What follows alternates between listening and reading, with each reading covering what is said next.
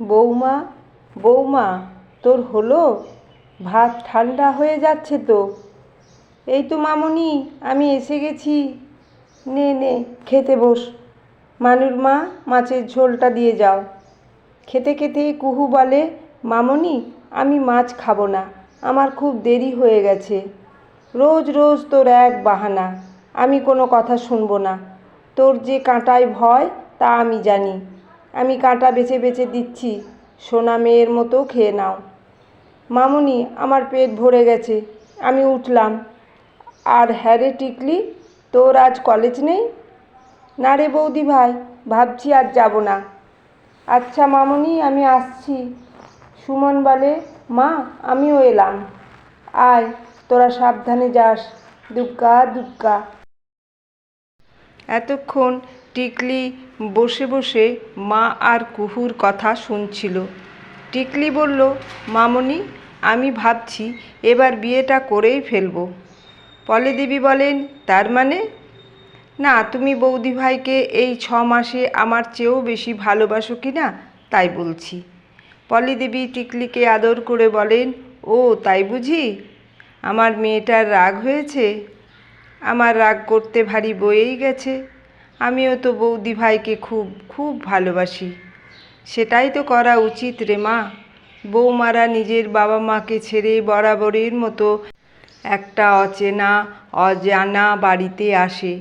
আমরা মানে শ্বশুরবাড়ির সবাই যদি তাদের ভালোবেসে আপন না করতে পারি, তাহলে বৌমারা কি করে শ্বশুরবাড়ির সবাইকে আপন করে নেবে?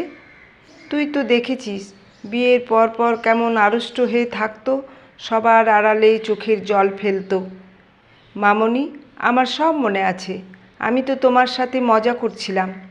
আচ্ছা মামনি, তুমি তো বৌদি ভাইকে মেয়ের মতো ভালোবাসো, তাহলে কুহু না বলে বৌমা বলো না কেন? পলি দেবী বলেন, জানিস টিকলি, তোর ঠাম্মা আমাকে নাম ধরেই ডাকতো, কিন্তু সেখানে মেয়ের মতো ভালোবাসা ছিল না।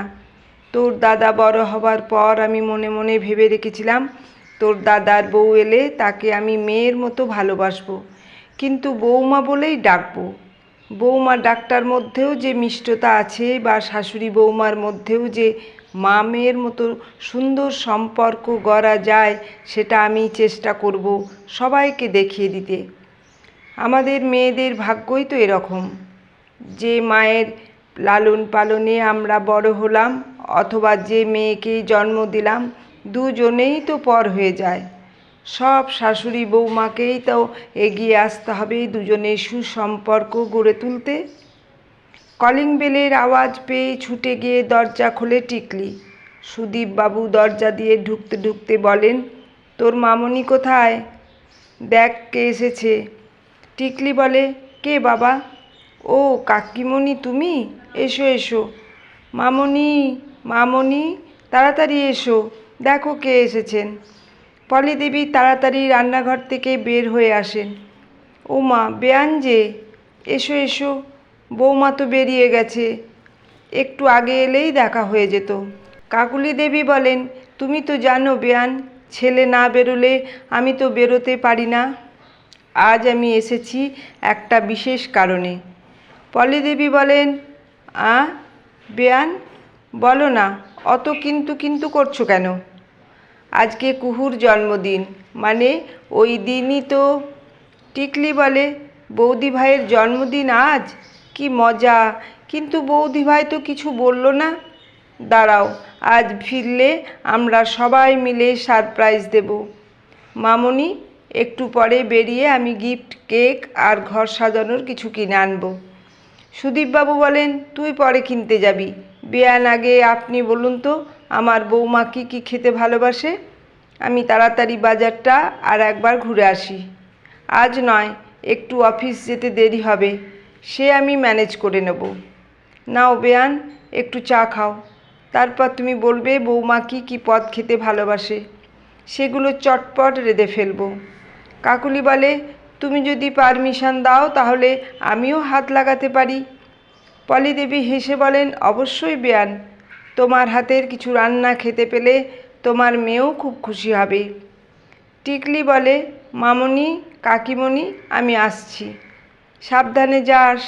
আর টিকলি, তুই যা যা কিনবি তার সাথে একটা লাল রঙের ঢাকাই শাড়ি কিনে আনবি, বুঝেছিস? ঠিক আছে মামনি, আমি তাহলে এলাম। পলি দেবী ও কাকুলি রান্না করতে করতে নানান রকম কথা বলছিল। হঠাৎ পলি দেবী লক্ষ্য করেন কাকুলি দেবী বারে বারে অন্যমনস্ক হয়ে যাচ্ছেন। পলি দেবী বলেন, কি হলো বেয়ান, তুমি কি কিছু ভাবছো? না না বেয়ান, আমি আর কি হয়েছে আমাকে বলো।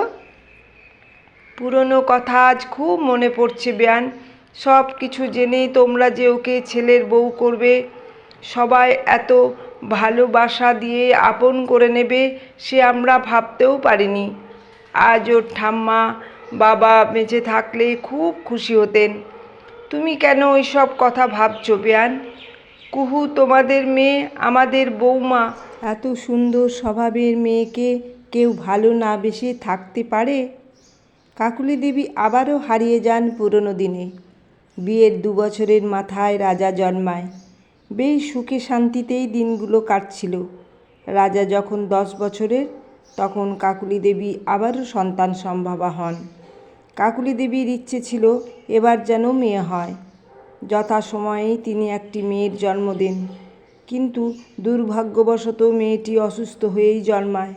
মাত্র 4 দিনের মাথায় মেয়েটি সবাইকে ছেড়ে চলে যায়। কাকুলি দেবী এতটাই অসুস্থ হয়ে পড়েন যে ডাক্তারের পরামর্শ এবং সহায়তায় তারা একটি মেয়ে দত্তক নেয়। রাজা কুহুকে নিয়ে সুখের সংসার গড়ে ওঠে কাকুলি দেবীর।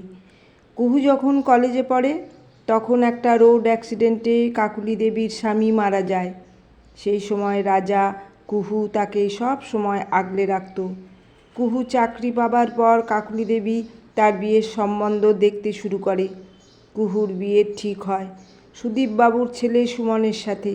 কাকুলি দেবী সুদীপবাবুর পরিবারকে কোনো কিছু গোপন না করে সব কথা জানান। সুদীপবাবুর পরিবারের কারোরই কোনো আপত্তি ছিল না। কলিং বেলের আওয়াজে চমকে ওঠেন কাকুলি দেবী। পলি দেবী বলেন, টিকলি এলো এতক্ষণে। মামনি, কাকিমণি, দেখো দেখো আমি কত কিছু এনেছি। আচ্ছা মা, দাদা ভাইকে একটা ফোন করে সব বলি। দাদা ভাইও নিশ্চয়ই কিছু জানে না। সন্ধে 7টা। সুদীপবাবুর পরিবার এবং কাকুলি দেবী তো ছিলেনই, তার ছেলে রাজাও এসে গেছে। কলিং বেল বাজতেই টিকলি গিয়ে দরজা খোলে। দরজা দিয়ে ঢুকে কুহু তার মা এবং দাদাকেই দেখতে পায়।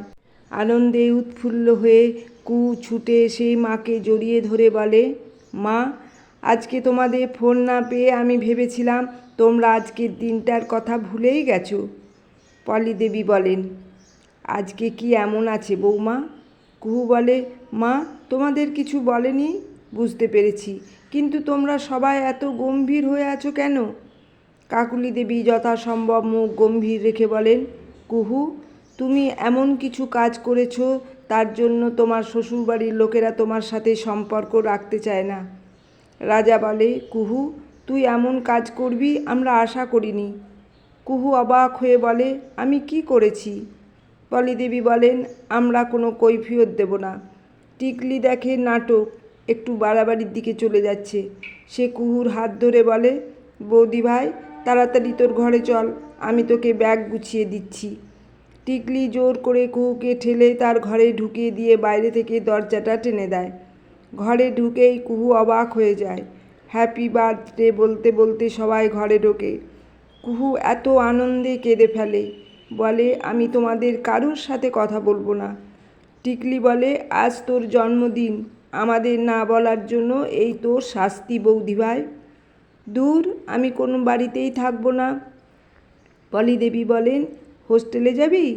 তার আগে তোর জন্য যেসব ভালো ভালো রান্না করেছি আমরা 2 মা মিলে সেগুলো খেয়ে যাস। কুহু বলে, মামনি।